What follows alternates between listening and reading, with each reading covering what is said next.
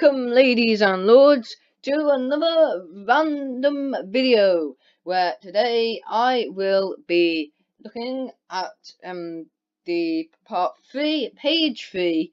Well, not part 3 of page 3, but part 3 of the book, of the wonderful book 1423 QI Facts to bowl you over. So, what I will be doing is I'll be looking through page 3, the interesting facts on page 3 of the book. Basically, I can't explain it now because for some reason I just can't. So look back to the previous two, and I will be better explaining what it is there. So then let's go on to the next fact, and the next fact is that the North American mosquito fish can count up to 4. How come it can't? Have they not managed to teach it to go up to 5? I see. It can only go up to 4. Well, only 4. Well, it's weird. Can it actually say 1, 2, 3, 4? Does it just somehow know when someone's done it for?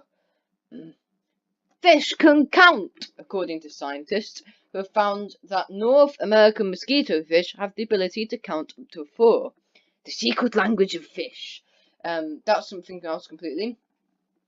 That is nothing to do with the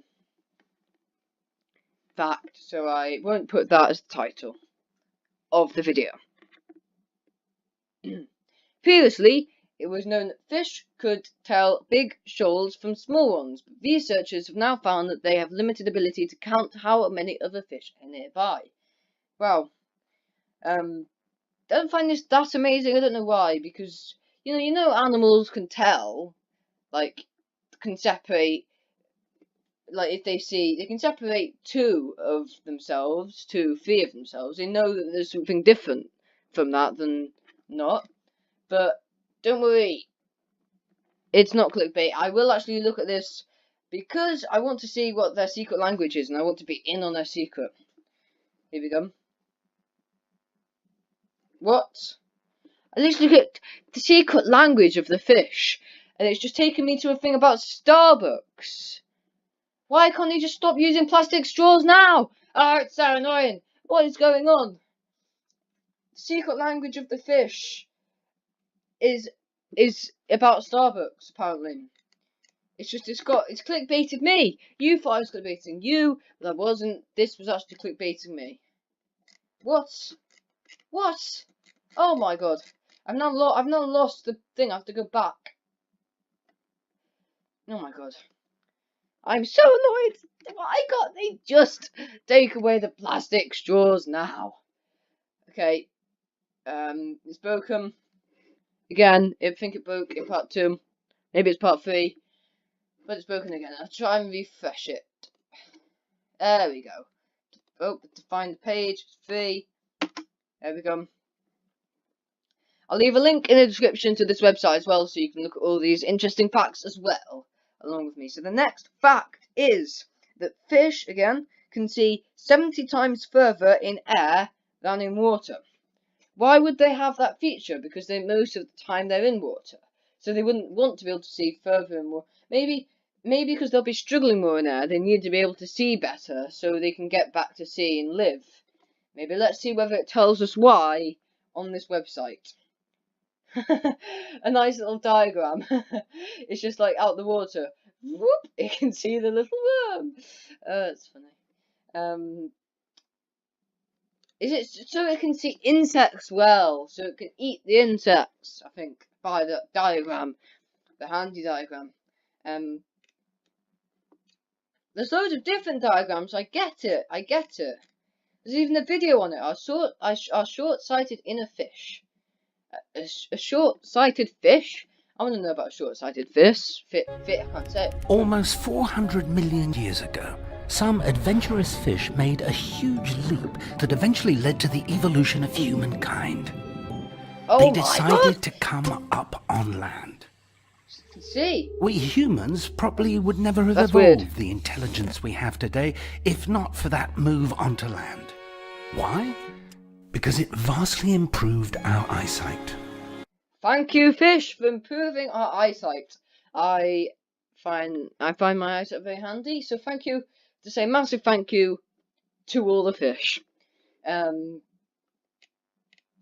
So then, look, it's Professor Van Cox. Right then, it's not thanks for the fish. It's goodbye and thanks to all the fish. No, actually, I might spoilers. That's what I'm going to say at the end of the video if I don't forget. So it'll be interesting to see whether I remember to say that. Not going to be as clever now. I've just told you what I'm going to do. But never mind. Okay, let's go on to the next fact then. The next fact is that golden winged warblers can detect tornadoes from 560 miles away. How? What do they do to be able to do that? Do they have good eyesight, or do they use another technique? Go away. Don't want to do a paywall. I don't know what that means. I shouldn't have said that. It might be some sort of charity, and I might say I don't want to do that. But if it's a charity, I don't know what it is. I don't know what it is. But anyway, infrasound may have alerted warblers to the massive storm, prompting them to fly than 1,000 kilometers to avoid it. Wow. So they're pretty safe around storms then. See, there's no birds around there. I don't know how they sense it. They sense it using sound instead of sight. They sense it using sound. That is interesting. So this is the storm they went away from. Is it just a random storm that they took a picture of and put it on this website for some reason? I have no idea. Anyway, let's go on to the next fact. Next fact is that 35 tornadoes are reported in Britain each year. 35! If there were 35 in Britain, wouldn't I know about it? Wouldn't it be on the news? Maybe it's not a very big tornado. Maybe it's like the little one that you have in the bath. I don't know. Let's see. Residents of a small Nottinghamshire town have described their shock after a tornado caused thousands. I was trying to be well informed about the tornado, but you've now just interrupted me with to stay well informed. Receive complimentary access to 2 articles from the Times and the Sunday Times every week. I'm okay. I'm not just okay. I'm annoyed and so annoyed. I'm gonna not push the OK button. I'm gonna push the X button. How do you like that? He probably doesn't even care. But anyway, let's try that again. Caused thousands of pounds damage. I did not know about that. That's weird.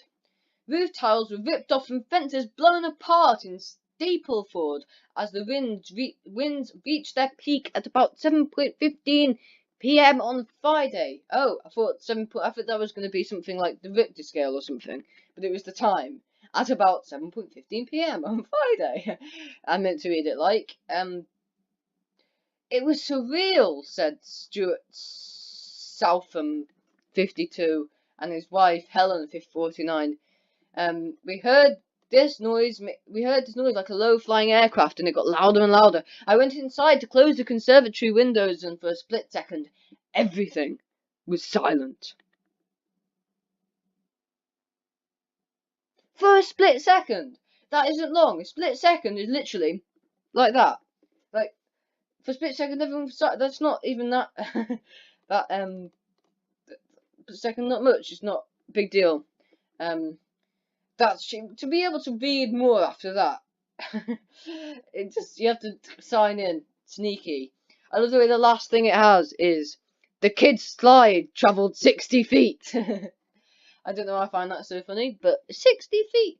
That is a long time. That is the end of this part. We'll have page 4 in part 4 next time. Thank you for watching this mildly interesting video. Goodbye, and thanks to all the fish.